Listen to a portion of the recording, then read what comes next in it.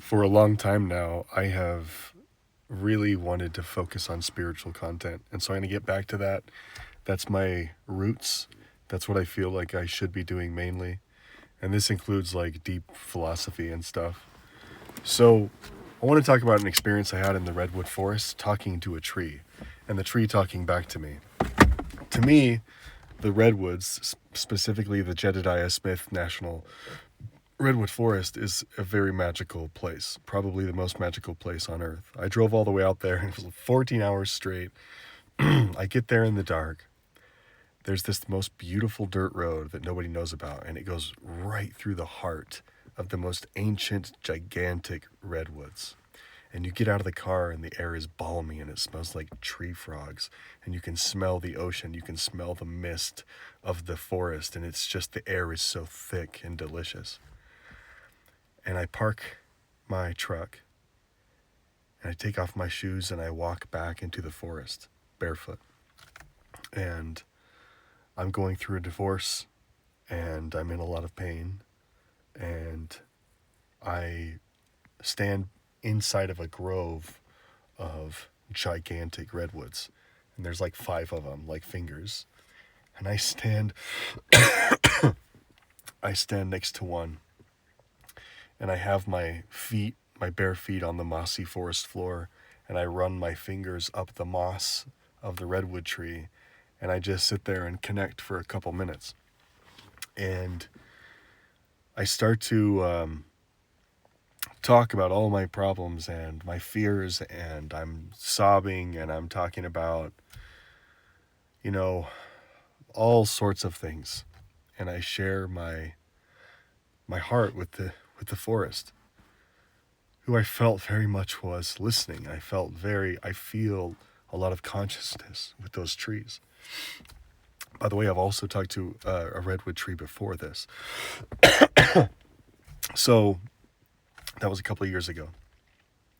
But this time, the tree said something really profound to me, and it just came in like a download, kind of like how people describe telepathy. Actually, it came in as a full and complete understanding, a thought and a feeling, and had the flavor of something that was true.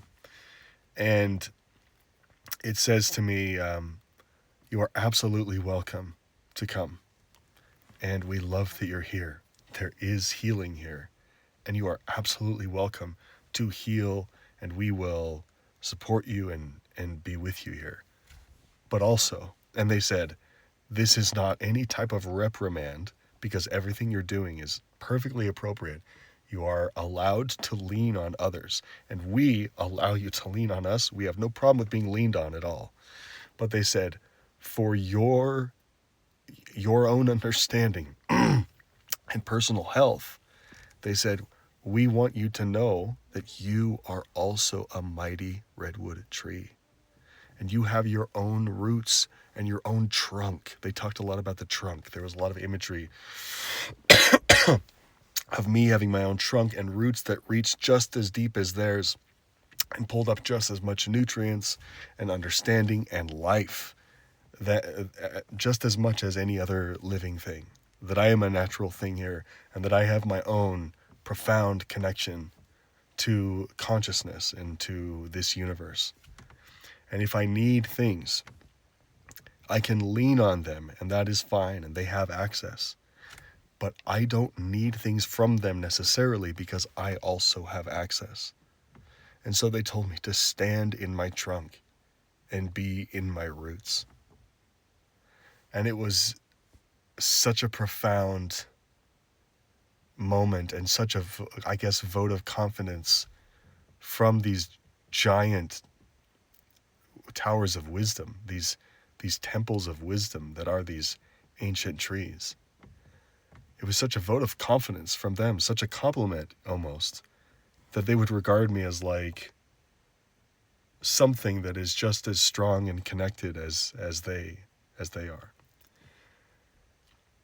And I've been told a lot since then to be in my roots.